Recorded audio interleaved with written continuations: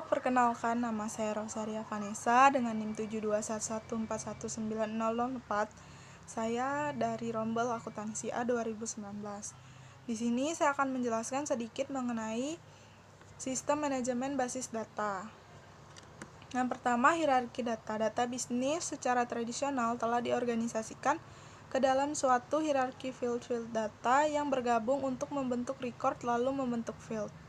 Field adalah data terkecil yang mencerminkan jumlah data terkecil yang akan ditarik dari komputer pada satu waktu. Record adalah suatu koleksi field data yang saling berhubungan. File adalah koleksi record yang saling berhubungan seperti satu file dari seluruh record yang berisi field, kode-kode, mata kuliah, dan namanya. Basis data adalah sekumpulan file. Definisi umum basis data adalah bahwa basis data merupakan kumpulan dari seluruh data berbasis komputer sebuah perusahaan. Selanjutnya, spreadsheet sebagai basis data sederhana. Tabel yang berisi baris dan kolom dapat disajikan dalam suatu spreadsheet. Banyak pengguna yang telah mengenal spreadsheet.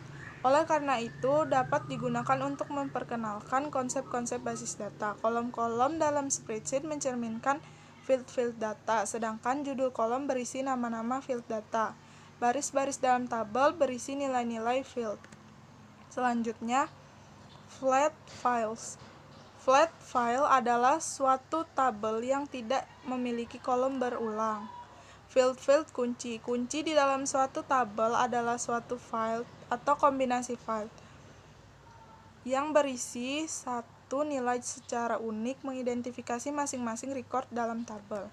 Selanjutnya, konsep basis data. Record dalam basis data merupakan intuitif urutan record yang ditampilkan dalam sebuah laporan yang merupakan cerminan dari urutan penyimpanan record di dalam disk komputer. Sasaran utama dari konsep basis data adalah untuk meminimalkan pengulangan data dan memperoleh independensi data. Independensi data adalah kemampuan untuk melakukan perubahan pada struktur data tanpa melakukan perubahan pada program aplikasi yang memproses data. Selanjutnya, membuat basis data.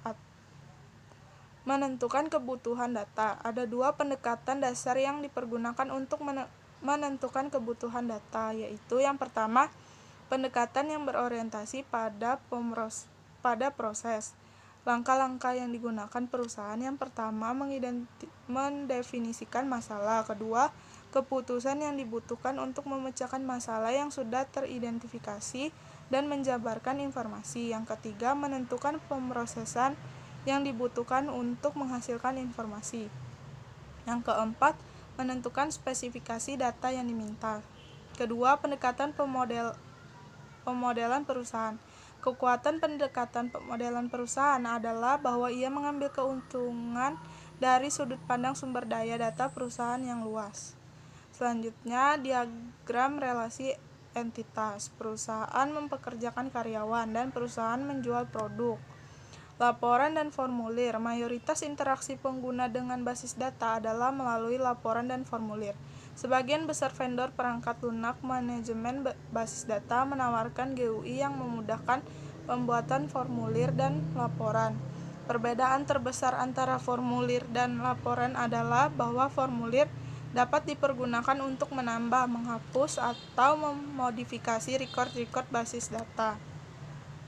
Navigasi. Pengguna dapat melakukan navigasi dari satu record ke record berikutnya dengan mempergunakan basis navigasi yang berada di bagian formulir.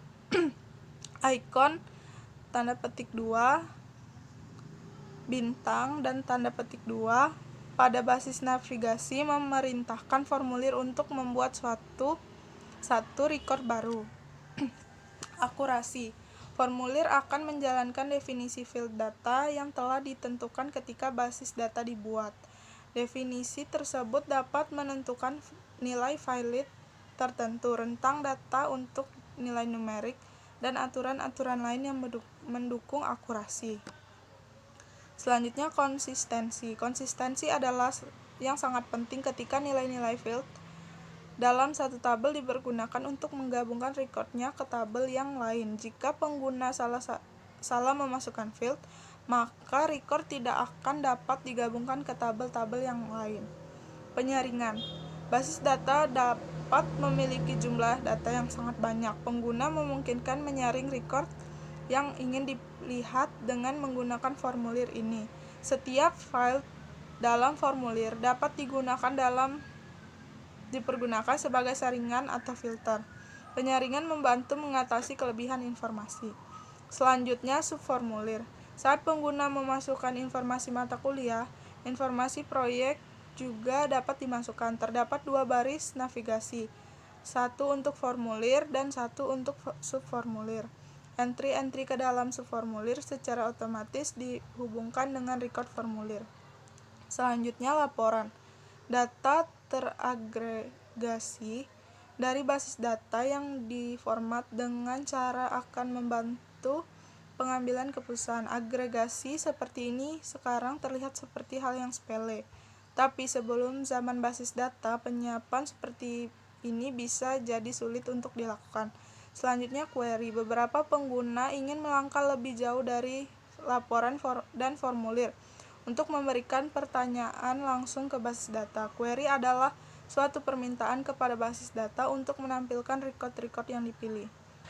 Bahasa query terstruktur. Bahasa query terstruktur atau struktur query language atau SQL adalah kode yang digunakan oleh sistem manajemen basis data relasional untuk mengerjakan pekerjaan basis data.